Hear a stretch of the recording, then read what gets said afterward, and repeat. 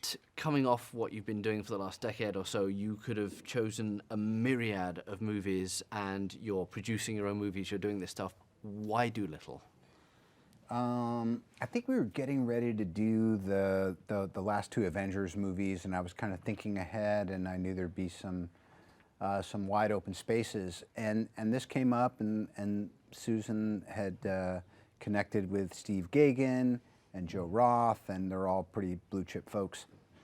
And then I read it, and then I sent him a picture of this crazy Welsh doctor named William Price, and he said, "I love it.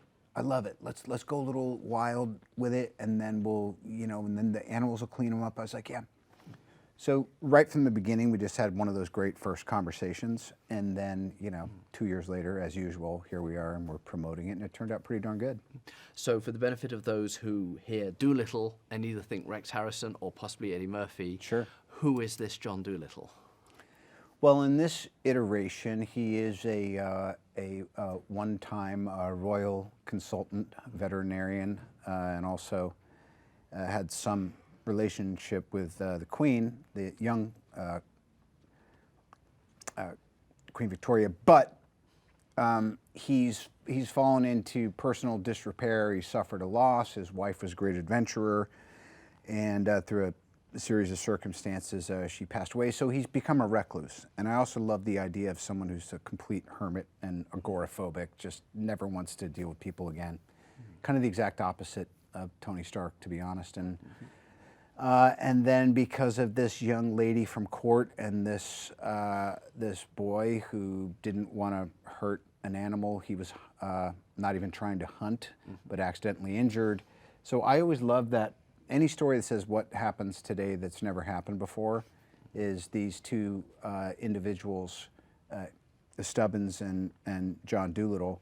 They've probably been living within a couple miles of each other his whole life, and yet they meet on this day, and it takes an interesting and adventurous turn. Obviously, there are a lot of animals in the movie, digitally created, but right there, emotional arcs of their own, little character quirks of their own. You have a little bit of experience with special effects, some. How was the experience of this one? Was it different techniques? Was it just you playing with your imagination and having to sort of conjure them out of the air sometimes?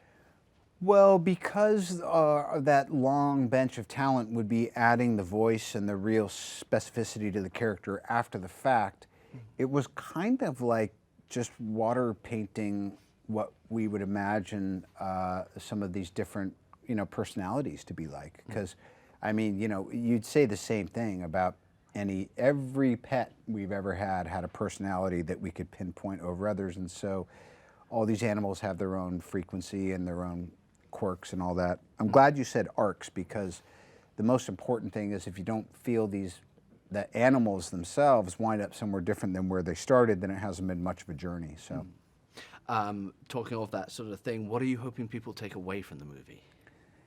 Well, I always just want folks to be entertained. In watching it myself, and I'm a fairly harsh critic, I just feel that we succeeded in that kind of messaging of, some people are saying empathy and communication, but I always love this idea too that like things can seem like they're a certain way for a certain reason, and we tend to sometimes hold ourselves in judgment for things that have happened in our lives, but just what winds up occurring during this adventure is everyone becomes kind of whole, and the bad guys get it, but not that badly, and it's a very, very, very different take on family entertainment than I've noticed in the last bunch of years, and I'm a big fan. Like, I love watching movies with my kids.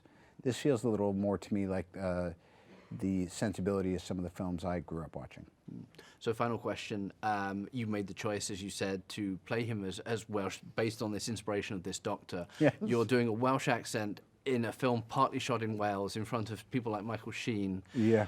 Does that scare you at all? Does that worry you at all? It is the most mortifying thing I've ever done. Fortunately, I had a dialect coach who called in a Welsh coach, and by the time Michael Sheen told me that a couple of his friends heard it and said I was all right, it was like, it was like the sun rose for the first time in 2 years.